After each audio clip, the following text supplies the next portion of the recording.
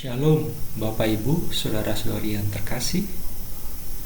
Pada hari ini kita akan bersama-sama melihat tentang sakramen Ekaristi. Semua sakramen terarah pada sakramen Ekaristi. Sakramen Ekaristi merupakan perwujudan paling istimewa atau unggul dari sakramen-sakramen lainnya, di mana kita disatukan dengan Kristus. Bila sakramen-sakramen lain mengandung karunia-karunia Allah, sakramen Ekaristi mengandung Allah itu sendiri. Sakramen-sakramen lain telah ditetapkan oleh Yesus Kristus untuk mempersiapkan orang kepada sakramen Ekaristi.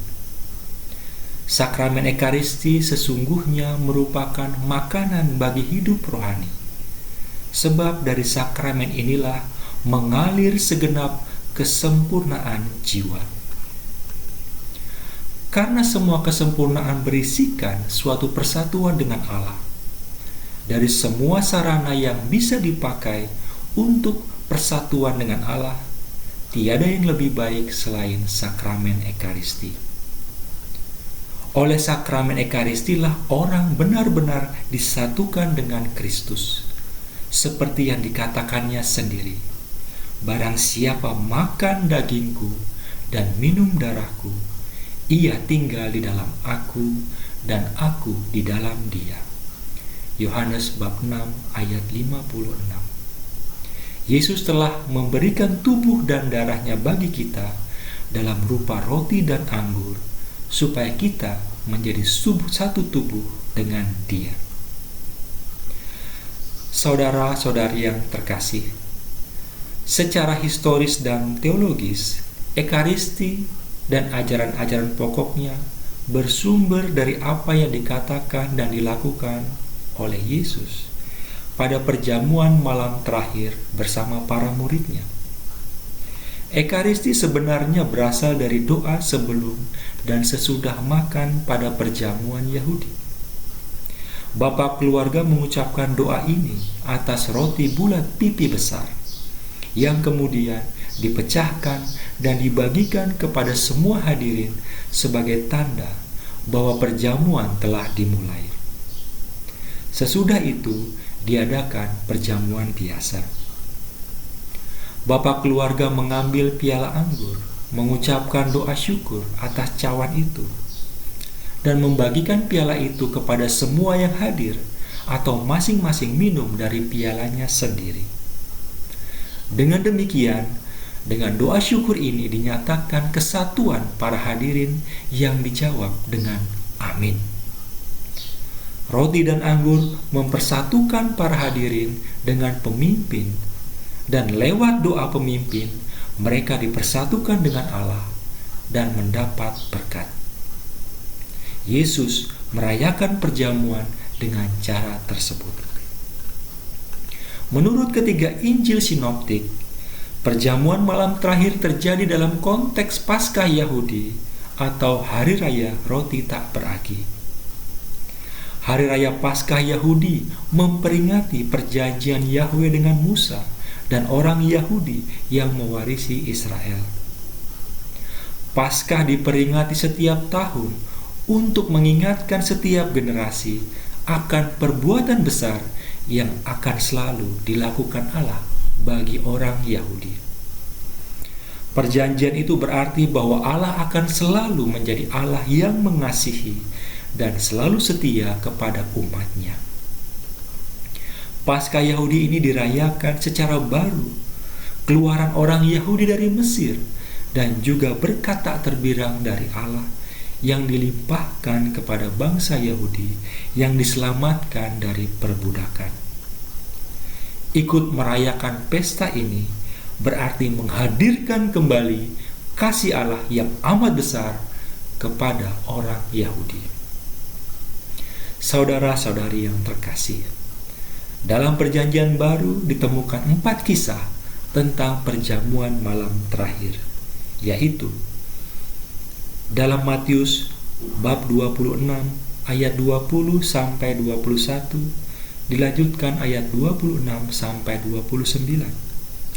Markus 14 ayat 17 sampai 18, dilanjutkan ayat 22 sampai 25. Lukas bab 22 ayat 14 sampai 20. Dan terakhir 1 Korintus 11 ayat 23 sampai 26. Dari kisah-kisah ini muncul 3 hal penting. Yang pertama, tindakan profetis Yesus dan kata-kata penafsirannya. Beberapa jam sebelum pengorbanan dirinya di Kalvari, Yesus melakukan beberapa tindakan dan mengucapkan kata-kata, yaitu mengambil roti, mengucap syukur, memecah roti, dan membagikannya. Kemudian mengambil cawan anggur dan dituangkannya cawan itu untuk diminum. Tindakan-tindakan serupa menurut tradisi biblis bermaksud mengantisipasi dan menghadirkan sebuah peristiwa yang masih akan terjadi, serta membangun suatu kaitan antara tindakan simbolis ini dengan kenyataan atau peristiwa yang dirujuk tersebut, yaitu pemberian dirinya secara sukarela pada kematian disalib di Kalvari. Dengan kata lain, karena sadar akan kenyataan yang akan terjadi, Yesus melakukan tindakan profetis, mengantisipasi dan mengungkapkan diri dengan tindakan dan kata dalam kenyataan, yaitu sengsara dan wafat yang akan dihadapinya.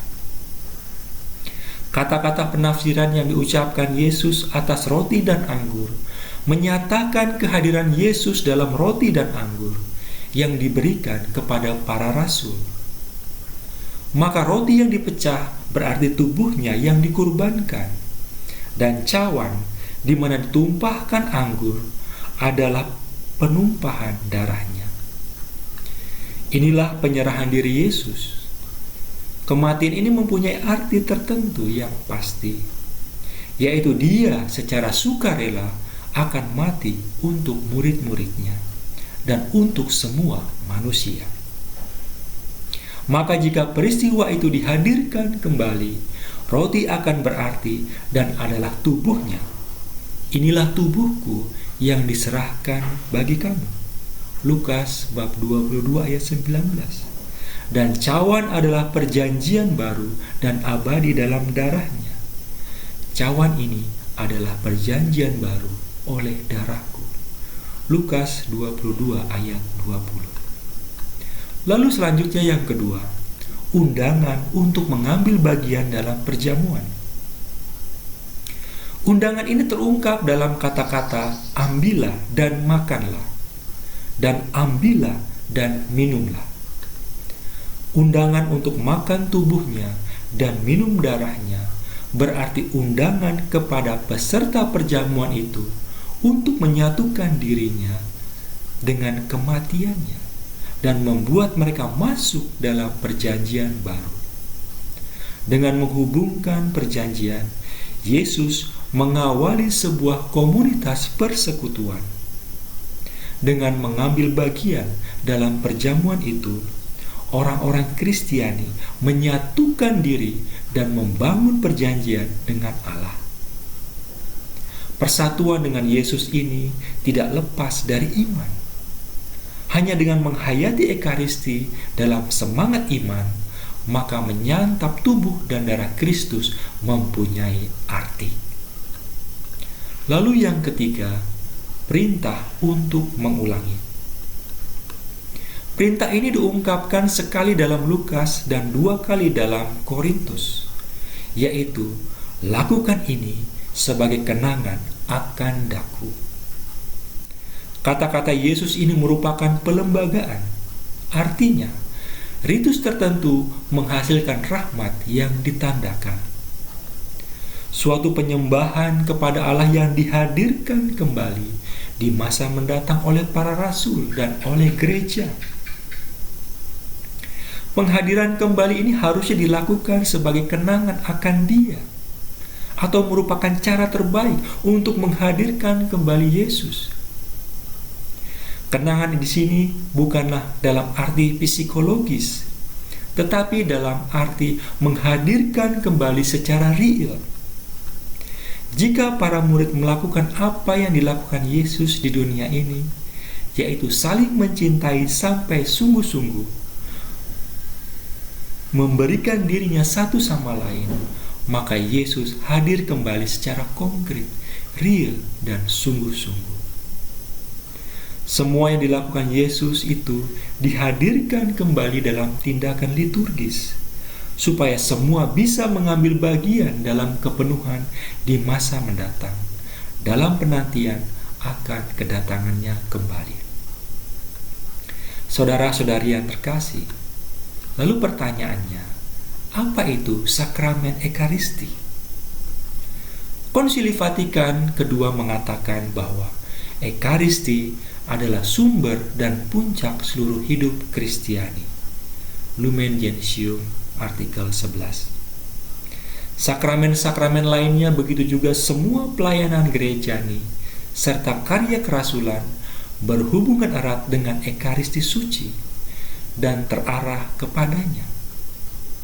Sebab dalam Ekaristi tercakuplah seluruh kekayaan gereja, yakni Kristus sendiri. Presbyterorum Ordinis nomor 5. Ada pelbagai nama. Perayaan Ekaristi dikenal dengan pelbagai nama.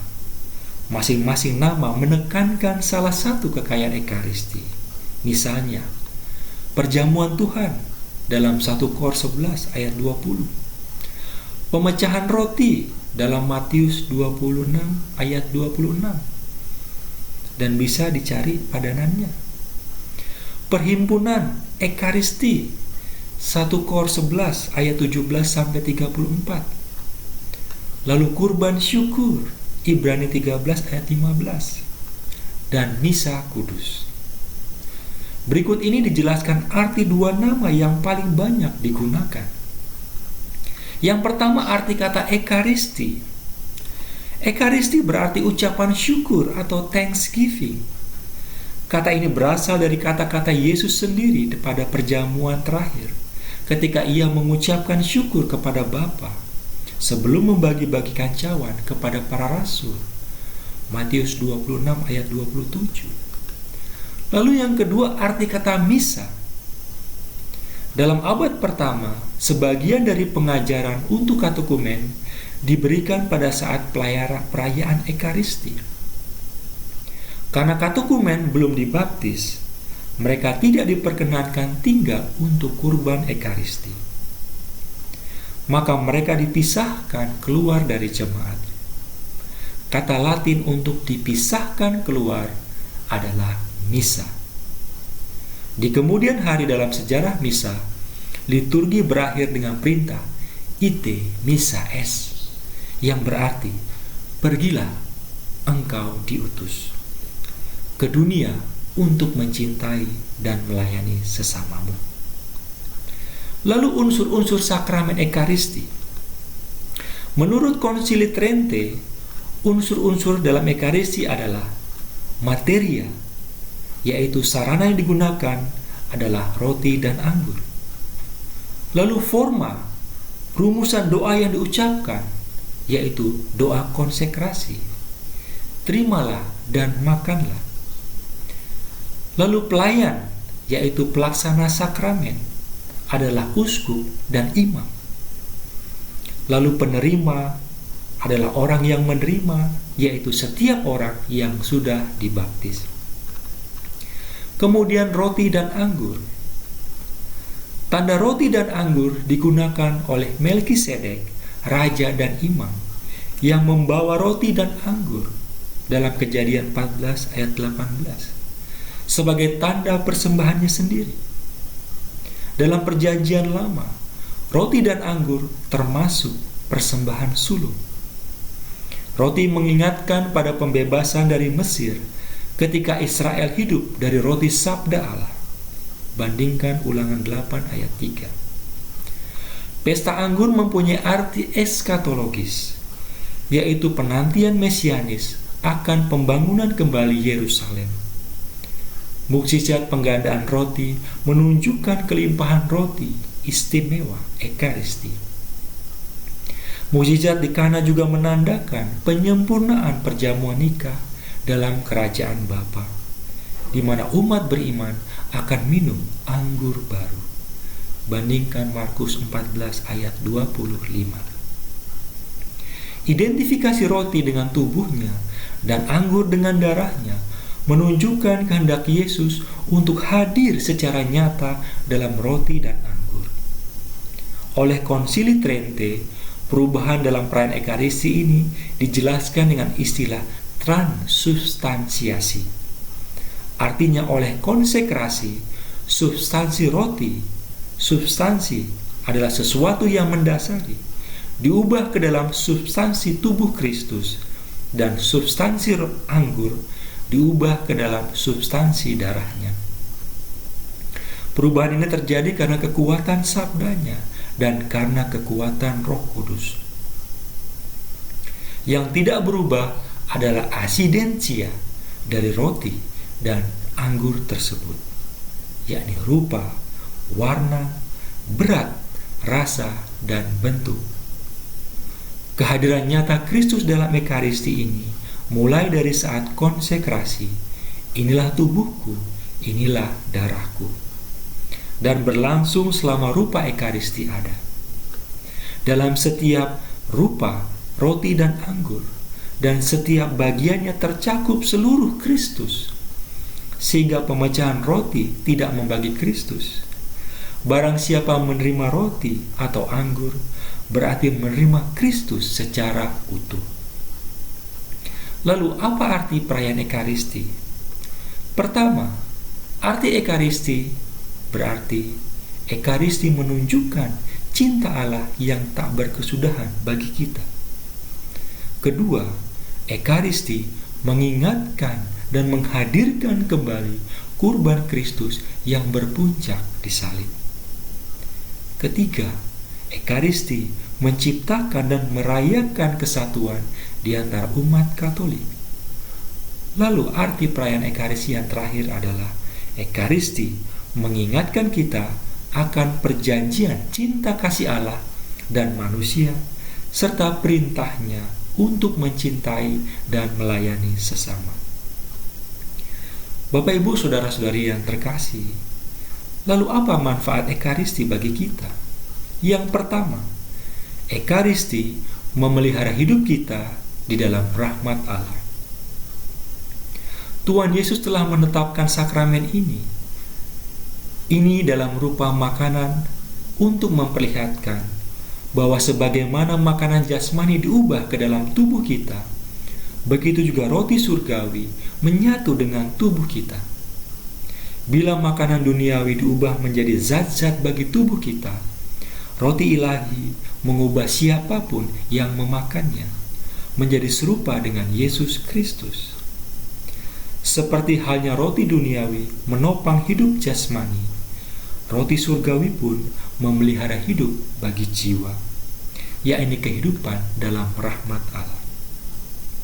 Lalu manfaat yang kedua adalah Ekaristi adalah obat ilahi yang menyembuhkan dan melindungi kita.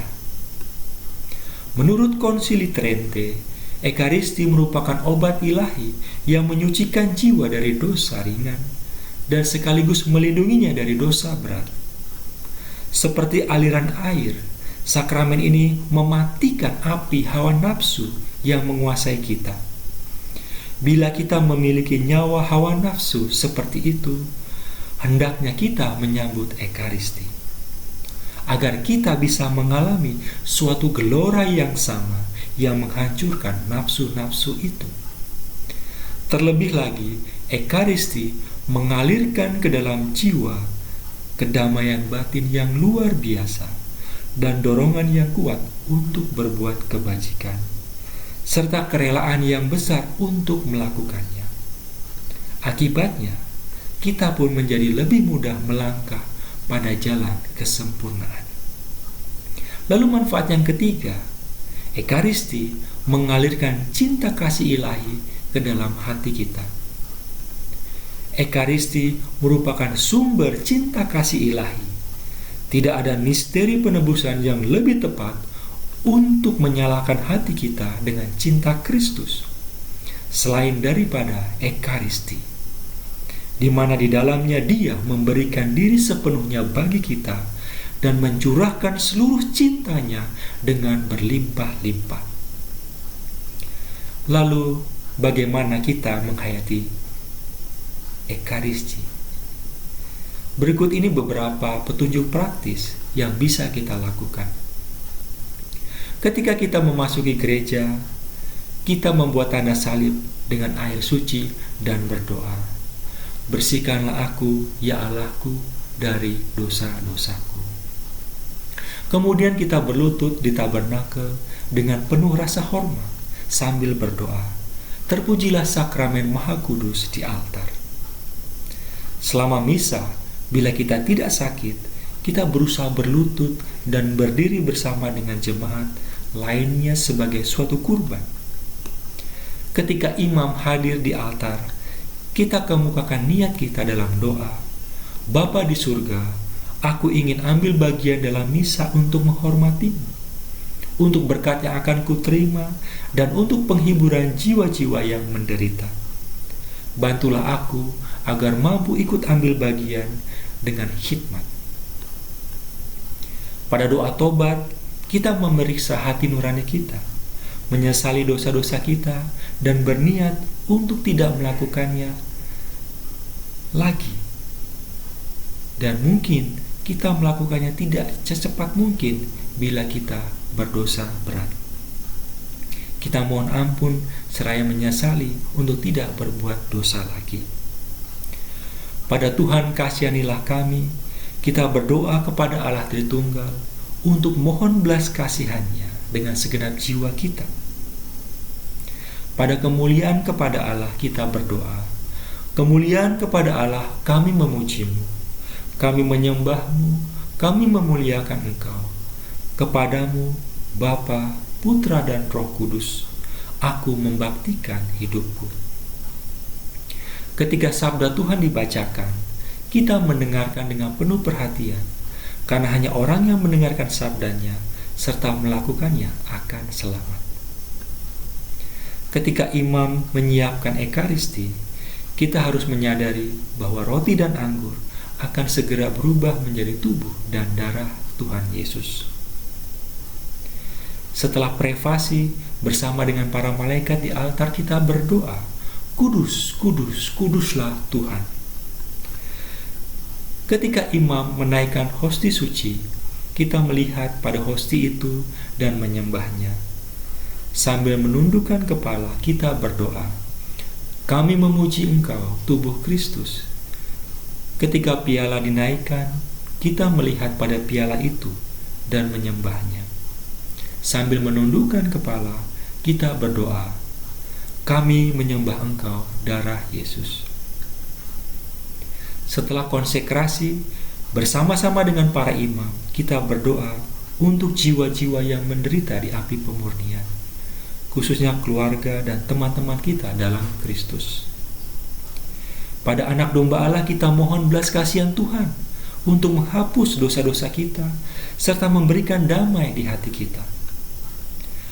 Pada ya Tuhan, saya tidak pantas, dengan penuh kerendahan hati, walaupun merasa tidak pantas menyambut tubuh dan darah Yesus, kita memohon kehadiran Yesus untuk menyembuhkan tubuh, jiwa, dan roh kita. Dalam hati kita mengulang dan meresapkan, "Ya Tuhan, saya tidak pantas." Setelah komuni, dalam iman kita menerima berkat Tuhan untuk sepanjang hari itu. Para saudara-saudari yang terkasih, alangkah indahnya bila kita merayakan Ekaristi bersama-sama dengan saudara-saudara kita yang lain, bahkan bila kita tidak menginginkannya.